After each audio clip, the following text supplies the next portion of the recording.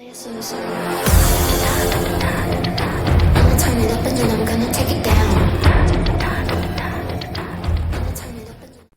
kawan-kawan semua, selamat datang di channel YouTube saya. Pada video kali ini saya akan menjelaskan kepada kalian soal constructor method. Oke, kita langsung saja dibahas constructor ini apa. Jadi constructor method ini adalah ketika kita memiliki metode yang dia namanya itu sama dengan nama kelasnya, begitu. Jadi metode dengan nama kelas itu sama namanya.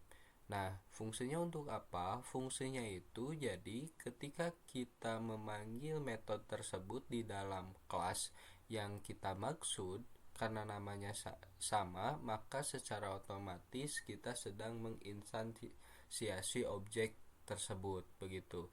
Keuntungannya nanti si metode ini dia akan memiliki nilai default atau nilai kembali, yang dimana metode tersebut nilai kembalinya berdasarkan apa yang sudah kita tentukan dalam tipe data atau nilai yang akan kita buat, begitu. Baik, kalau misalkan dibahas secara teori mungkin akan pusing ya, gitu. Jadi saya akan langsung saja prakteknya seperti apa, begitu. Oke, di sini saya memiliki kelas public, kelas fungsi ya. Nah, kemudian di sini saya sudah memiliki private, tipe data, string dengan namanya itu nama siswa, gitu.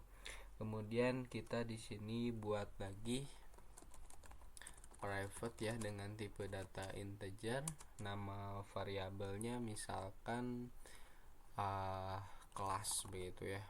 Misalkan kelas. Oke, seperti ini. Nah, di sini barulah kita akan membuat metode public dengan namanya sama dengan nama kelas. Nah, seperti ini, public. Kemudian di sini di dalam parameternya kita gunakan variabel dan tipe data yang sama dengan private yang sudah kita buat di sini. Jadi di sini kita buat string ya. Kemudian nama siswa. Oke, ini berbeda ya. Jadi nama siswa yang ini dengan yang ini harus dibedakan. Jadi misalkan saya buat seperti ini, nama siswanya. Nah, begini misalkan.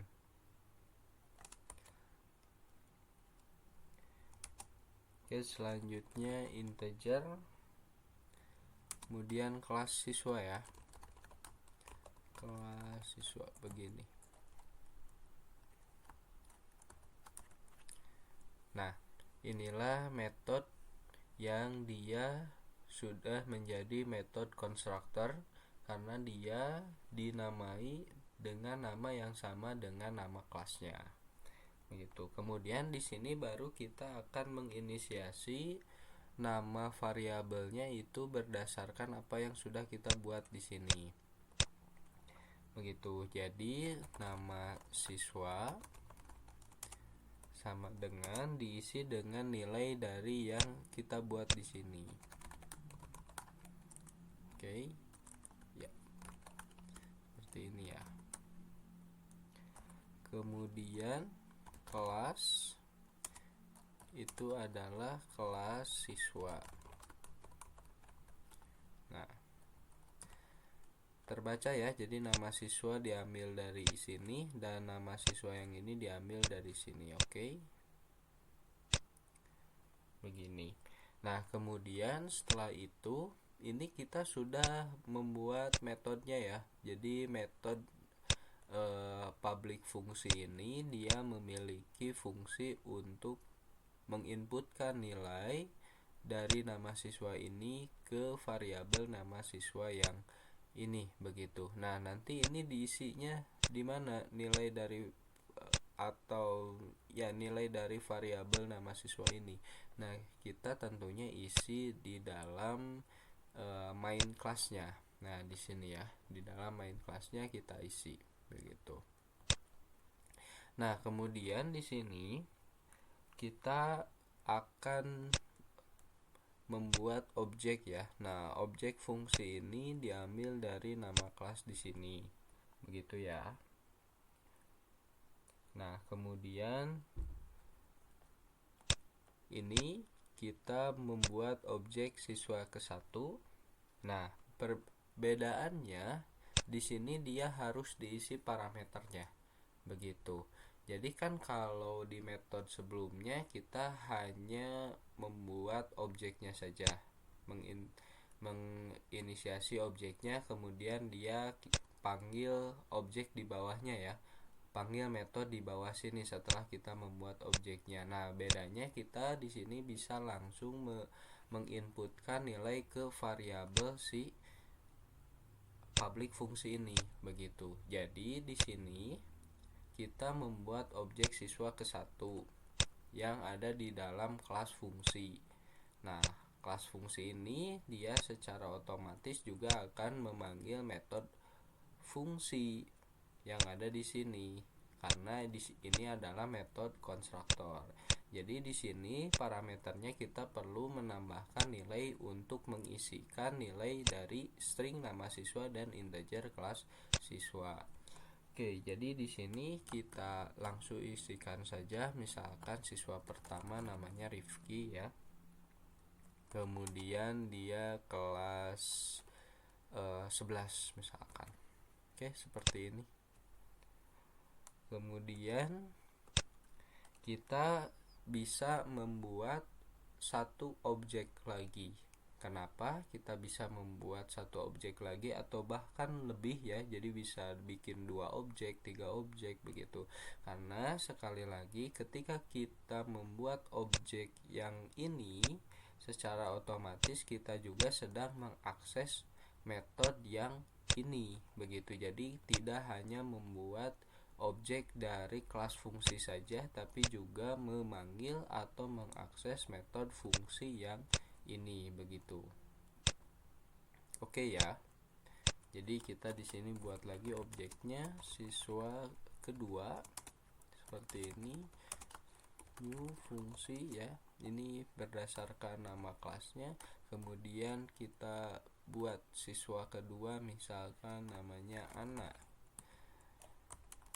Dia kelas 10. Oke, seperti ini.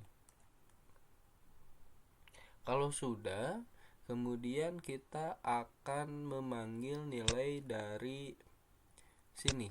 Jadi ini secara otomatis siswa ke-1 dan siswa kedua kita sudah punya data ya, bahwa siswa ke-1 namanya Rifki, dia kelas 11, dan siswa kedua namanya Ana, dia kelas 10. Nah, kedua data ini dia sudah otomatis memasukkan nilai ke sini, ke public fungsi ya, atau metode fungsi. Nah, dimasukkan ke variabel yang ini gitu. Kemudian metodenya itu dia mengisikan nilai dari nama siswa ini ke variabel yang nama siswa ini. Jadi nama siswa ini dia namanya Rifki, bisa juga Ana begitu.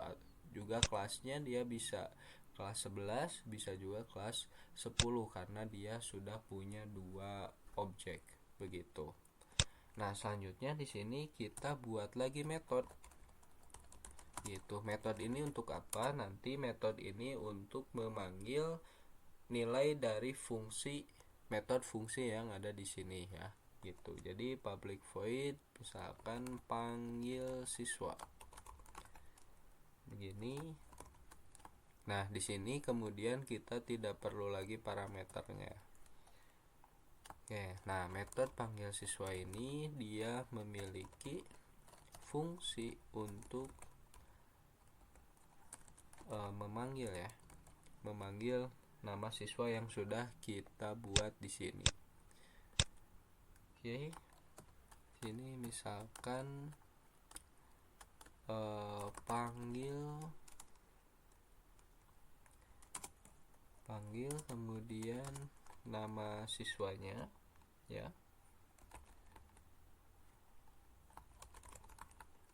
seperti ini. Kemudian dari kelas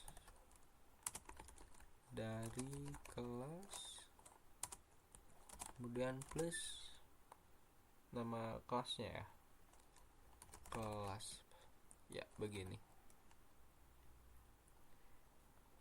Nah, cukup ya, seperti ini.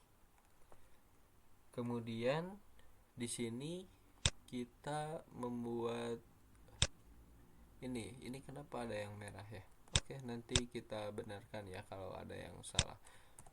Oke, kemudian di sini selanjutnya kita akan memanggil nama orangnya, begitu. Kita panggil satu persatu siswanya, begitu. Jadi kan di sini sudah ada metode panggil siswa ya. Panggil siswa, panggil nama siswanya siapa, dari kelas mana, begitu. Nah, kemudian kita panggil metode panggil siswa ini di main kelas yang sudah kita punya. Caranya seperti apa? Caranya kita panggil objeknya siswa 1, kemudian titik. Nah, di sini kita panggil metode panggil siswa. Nah, seperti ini. Oke, selanjutnya siswa kedua, panggil siswa juga. Seperti ini ya. Oke, kita simpan, save all. Kemudian kita jalankan programnya. Ya, tunggu sebentar, sedang compile dan running program.